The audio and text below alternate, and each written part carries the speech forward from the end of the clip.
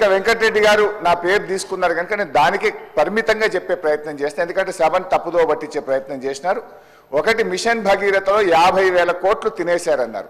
అసలు మిషన్ భగీరథకు అయిన ఖర్చే 28,000 కోట్లు అయితే 50,000 కోట్లు తినేశారని మాట్లాడడం సబబు కాదు. అది సభ రికార్డుల నుంచి తొలగించాలి. రెండవది వారు మాట ఏమన్నారు, మా నల్గొండ జిల్లాకు అన్యాయం అయిందన్నారు. నేను నీటిపారుదల శాఖ మంత్రిగా పనిచేసిన.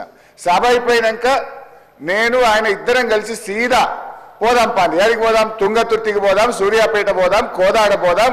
నాటి కాంగ్రెస్ పాలనలో 1 ఎకరానికి నీళ్లు రాకపోతే కాళేశ్వరం నీళ్లతోని 2 లక్షల ఎకరాలకు గోదావరి నీళ్లు పారించినమా లేదా, పోయి సీదా కాలువల మీద నడుచుకుంటూ ఈ నీళ్లు ఎప్పుడు వచ్చినాయి, కేసీఆర్ వచ్చినాక వచ్చినాయా, అంతకుముందు వచ్చినాయా అడుగుదామంటే అడుగుదాం. మూడోది, నల్లగొండకి ఏం చేయలేదని మాట్లాడడం కూడా కరెక్ట్ కాదు. నల్లగొండలో 3 మెడికల్ కాలేజీలు పెట్టింది కేసీఆర్ గారు. నల్లగొండ పట్టణంలో గతంలో మీరు మంత్రిగా ఉన్నప్పుడు ఎట్లా ఉంది, కేసీఆర్ గారు నల్లగొండ పట్టణాన్ని గత 5 ఏళ్లలో ఎంత అభివృద్ధి చేశారో నల్లగొండ పట్టణ ప్రజలను అడుగుతా కూడా చెప్తారు అధ్యక్ష. యాదాద్రి పవర్ ప్లాంట్ ఇచ్చిన అధ్యక్ష. ఇలా నల్లగొండను అన్ని రకాలుగా ఆ జిల్లాను సమగ్రంగా అభివృద్ధి చేసింది బీఆర్ఎస్ పార్టీ. దయచేసి ఇంకా చాలా చెప్పగలుగుతా కానీ చర్చ రైతు బంధు మీద జరగాలి కనుక మీ మీద గౌరవం కొద్దీ మీ సూచన మేరకు కూర్చుంటున్నాం. దయచేసి డిస్కషన్ రైతు బంధు మీద జరిగే విధంగా కేటీఆర్ గారికి అవకాశం ఇవ్వాలి, చర్చను డైవర్ట్ చేయొద్దని కోరుతున్నాం. సభ్యులు కేటీఆర్ గారు 24 గంటల కరెంటు విషయానికి వచ్చినప్పుడు మాత్రమే లేచిన. రైతు భరోసా మీద మాట్లాడినప్పుడు నేను లేవలే.